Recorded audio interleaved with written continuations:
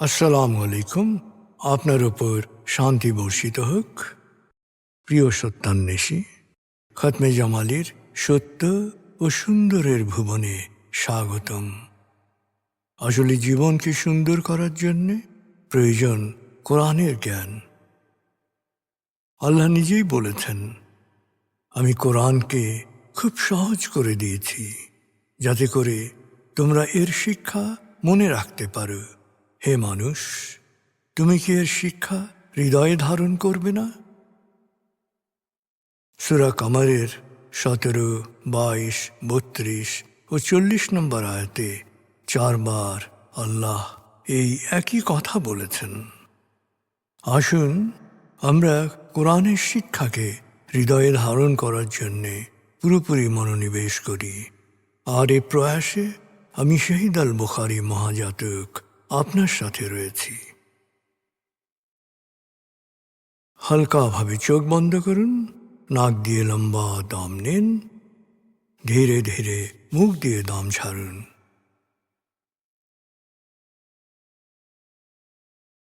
দম নেবেন পেটে, ছাড়বেন মুখ দিয়ে। দম নেওয়ার চেয়ে দম ছাড়তে সময় একটু বেশি নিন। এভাবে কয়েকবার দম নিন ও দম ছাড়ুন।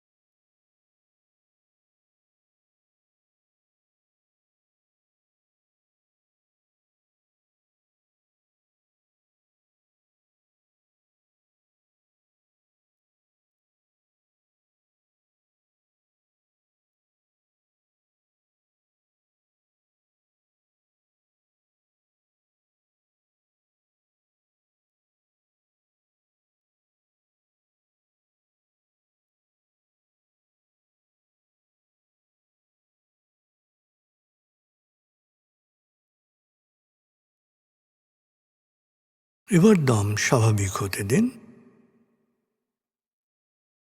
এবার নাক দিয়ে ধীরে ধীরে দম নিন, নাক দিয়ে ধীরে ধীরে দম ছাড়ুন।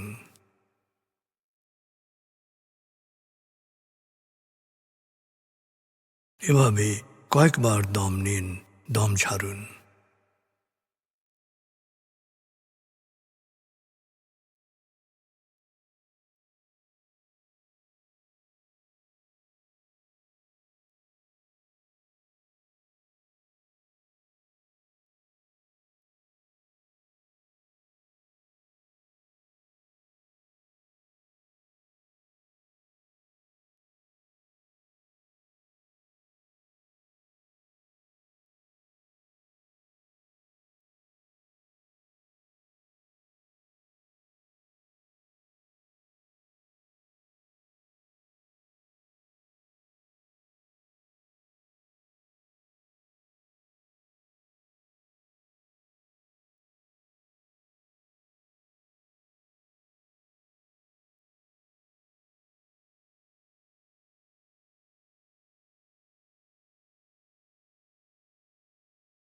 এখন দম স্বাভাবিক হতে দিন।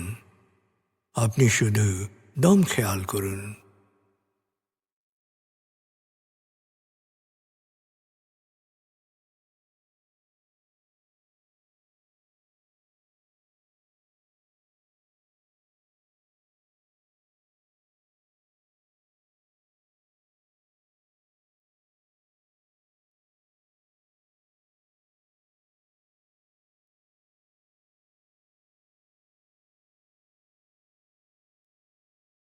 প্রিয় সত্যান্বেষী, এবার আমরা ডুবে যাব সূরা ফাতিহার তেলাওয়াত ও মর্মবাণীতে। 1, সূরা ফাতিহা। أعوذ بالله من الشيطان الرجيم. بسم الله الرحمن الرحيم. الحمد لله رب العالمين. الرحمن الرحيم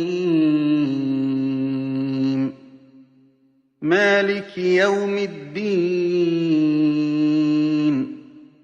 إياك نعبد وإياك نستعين اهدنا الصراط المستقيم صراط الذين أنعمت عليهم غير المغضوب عليهم ولا الضالين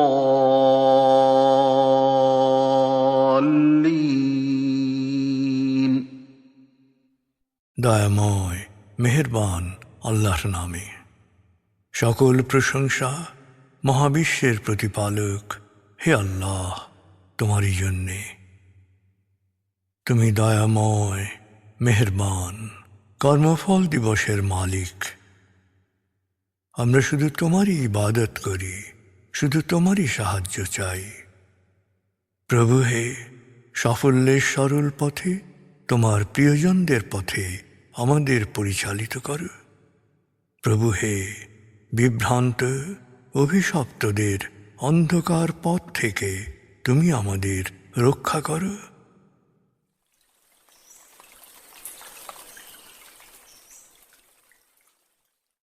ভাব 106 প্রিয় সত্যান্বেষী, ভাব 105 আয়াতগুচ্ছে আমরা শুনেছি শরিককারীদের সাথে বিশ্বাসীদের চুক্তি প্রসঙ্গ। ভাব 106 আমরা শুনব সূরা তওবা 13 থেকে 24 আয়াতের তেলাওয়াত ও মর্মবাণী। এই আয়াতগুচ্ছে আল্লাহর পথে সংগ্রাম প্রসঙ্গ বর্ণনা করা হয়েছে। 9 সূরা তওবা। بسم الله الرحمن الرحيم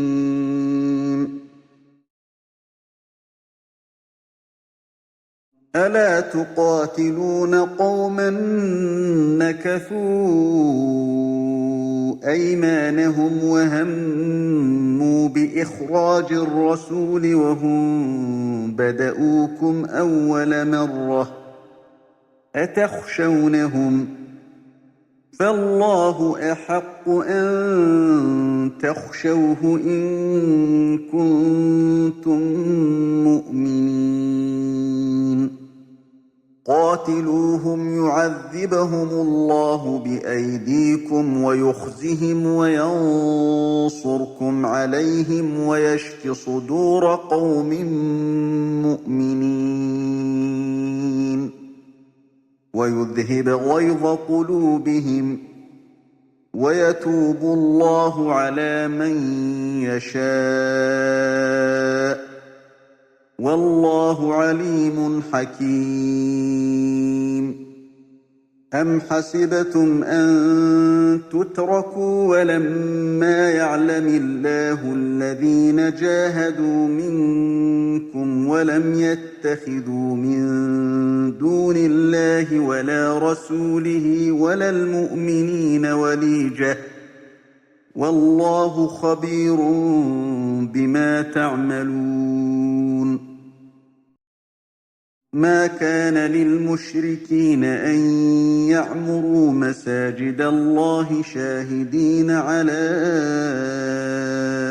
أنفسهم بالكفر أولئك حبطت أعمالهم وفي النار هم خالدون إنما يعمر مساجد الله من آمن بالله واليوم الآخر وأقام الصلاة وآتى الزكاة ولم يخش إلا الله فعسى أولئك أن يكونوا من المهتدين أجعلتم سقاية الحاج وعمارة المسجد الحرام كمن آمن بالله واليوم الآخر وجاهد في سبيل الله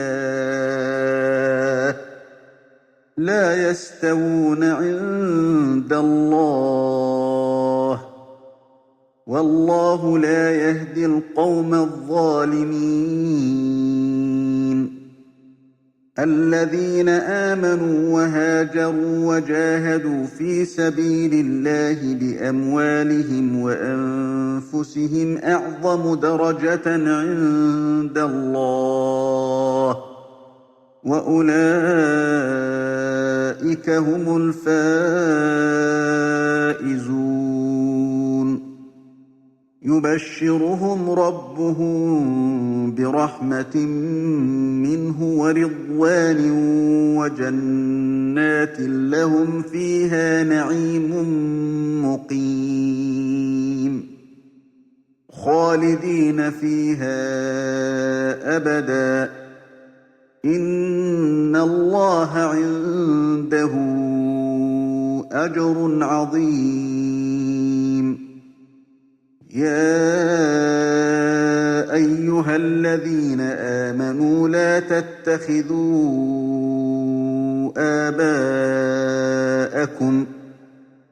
تتخذوا آباءكم وإخوانكم أولياء إن استحبوا الكفر على الإيمان ومن يتولهم منكم فأولئك هم الظالمون قل إن كان آباؤكم وأبناؤكم وإخوانكم وأزواجكم وعشيرتكم وأموال اقترفتموها وتجارة تخشون كسادها ومساكن ترضونها أحب إليكم من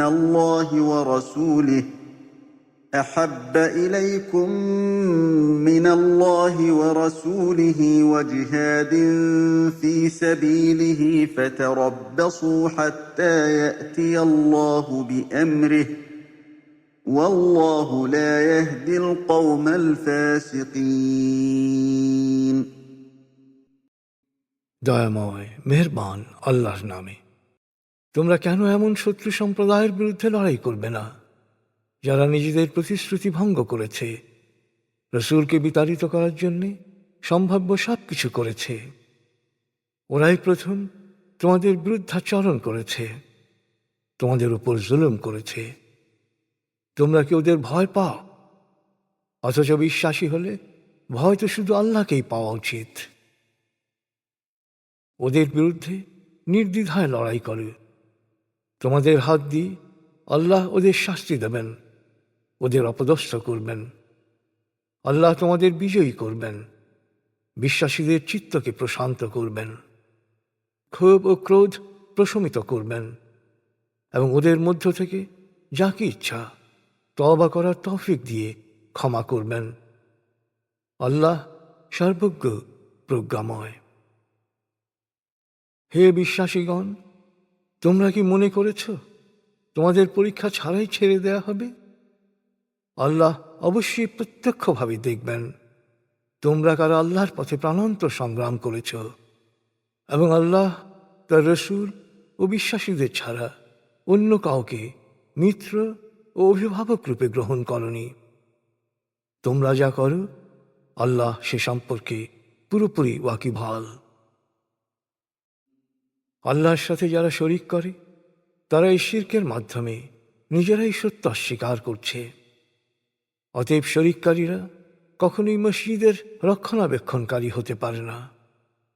শিরক ওদের সব আমল বরবাদ করে দিয়েছে, জাহান্নামে থাকবে ওরা চিরকাল।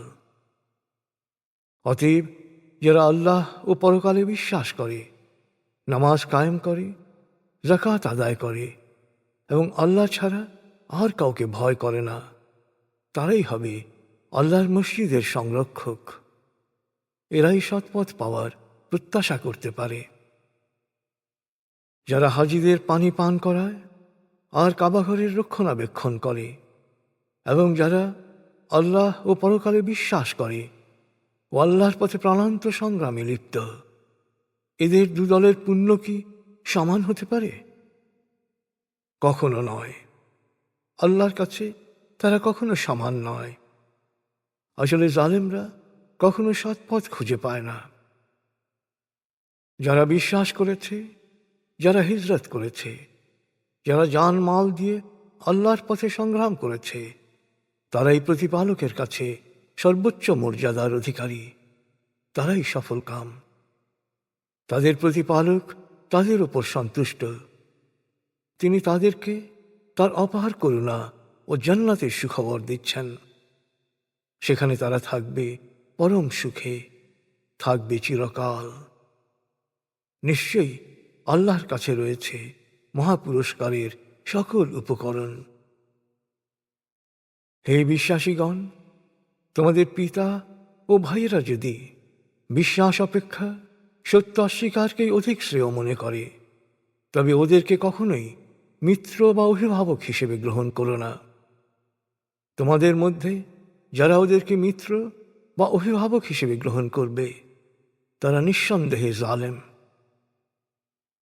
হে নবী, বলো, তোমাদের পিতা, সন্তান, ভাই, স্ত্রী, আত্মীয় স্বজন, স্বগোত্র, অর্জিত ধন সম্পত্তি, ব্যবসা বাণিজ্য, যার মন্দার আশঙ্কা করো, আর তোমাদের পছন্দের বাড়িঘর যদি আল্লাহ, তার রসূল ও আল্লাহর পথে প্রাণান্ত সংগ্রাম করার চেয়ে বেশি প্রিয় হয়, তবে অপেক্ষা করো সেদিন পর্যন্ত যখন আল্লাহর চূড়ান্ত ফয়সালা তোমাদের সামনে উপস্থিত হবে। জেনে রাখো, আল্লাহ সত্যত্যাগীদের কখনো সৎপথ প্রদর্শন করেন না।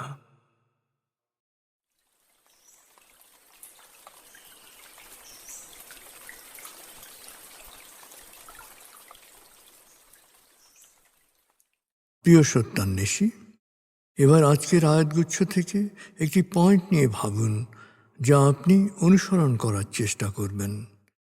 ভাবনাটা হতে পারে, আপনার কাছে আপনার পরিবার, ধন সম্পদ, বাড়িঘর, ব্যবসা বাণিজ্য কি আল্লাহ, তার রসূল ও আল্লাহর পথে প্রাণান্ত সংগ্রামের চেয়ে বেশি প্রিয়?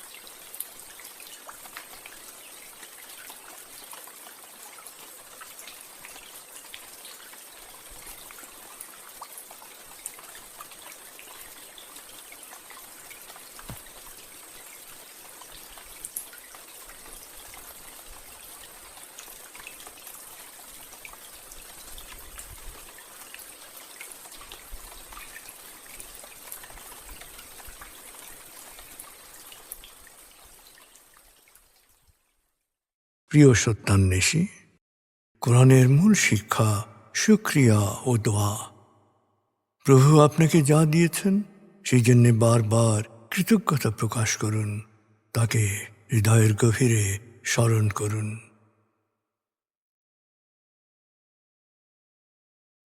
আল্লাহ আল্লাহ আল্লাহ আল্লাহ আল্লাহ আল্লাহ আল্লাহ আল্লাহ আল্লাহ আল্লাহ আল্লাহ।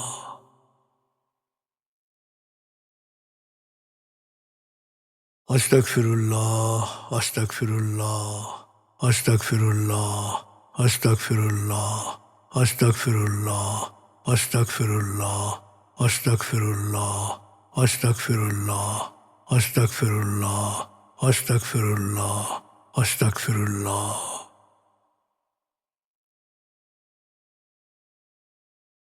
আসুন প্রার্থনায় ডুবে যাই।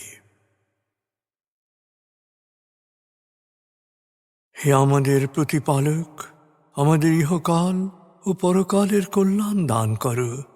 আগুনের শাস্তি থেকে তুমি আমাদের রক্ষা করো। হে আল্লাহ, পানাহ দাও ভয় ভীতি আতঙ্ক থেকে, অশান্তির আগুন থেকে, অস্থিরতা হতাশা পেরেশানি থেকে, দুঃখ কষ্ট থেকে, ঋণ ও কুফরি থেকে, অভাব আসক্তি ও নেতিবাচকতা থেকে।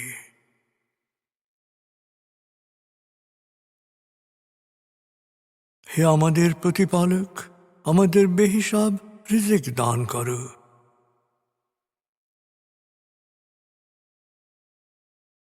হে নিরাময়কারী, আমাকে পরিপূর্ণ নিরাময় ও সুস্বাস্থ্য দান করো। প্রভু হে, আমার মা বাবা অভিভাবক শৈশবে যে মমতায় আমায় লালন করেছেন, তুমিও তাদের উপর সেরূপ করুণা বর্ষণ করো। হে আমাদের প্রতিপালক, আমার পরিবারকে প্রাজ্ঞ সুখী ও সমৃদ্ধশালী পরিবারে রূপান্তরিত করো।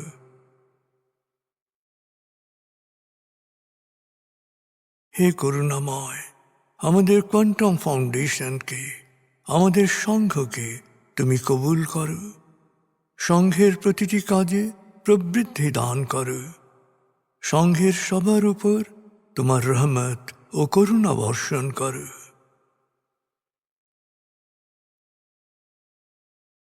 প্রভু হে, আমাদের দেশকে তুমি ভালো মানুষের স্বর্গভূমিতে রূপান্তরিত করো। হে করুণাময়, পৃথিবীর সকল শোষিত বঞ্চিত মানুষকে জালেমের জুলুম থেকে, শোষকের শোষণ থেকে মুক্তি দাও।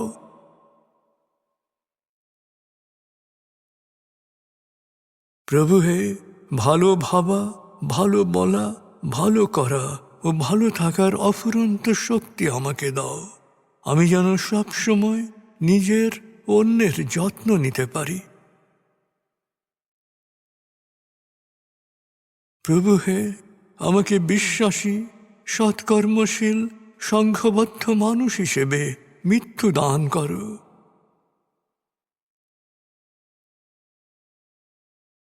অনুভব করুন, আল্লাহ আপনার অন্তরেই আপনার কথা শুনছেন।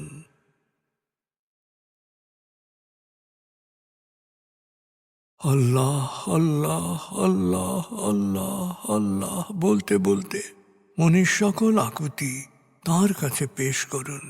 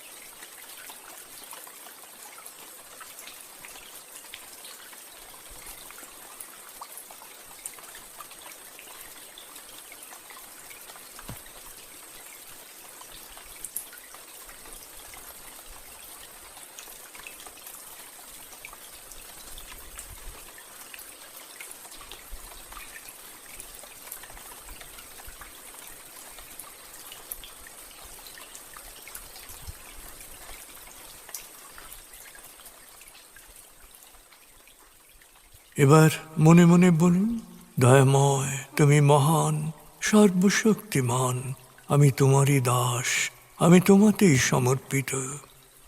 দয়াময় তুমি মহান, সর্বশক্তিমান, আমি তোমারই দাস, আমি তোমাতেই সমর্পিত। দয়াময় তুমি মহান, সর্বশক্তিমান, আমি তোমারই দাস, আমি তোমাতেই সমর্পিত।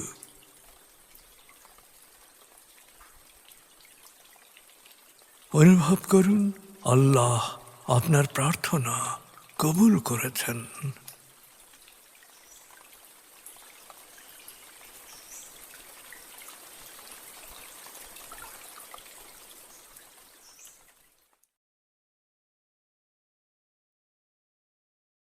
এবার লম্বা দম নিন, 0 থেকে 7 গণনা করে স্বাভাবিক জাগ্রত অবস্থায় চলে আসুন।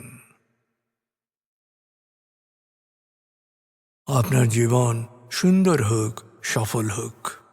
খুদা হাফিজ। আসসালামু আলাইকুম। আপনার উপর শান্তি বর্ষিত হোক।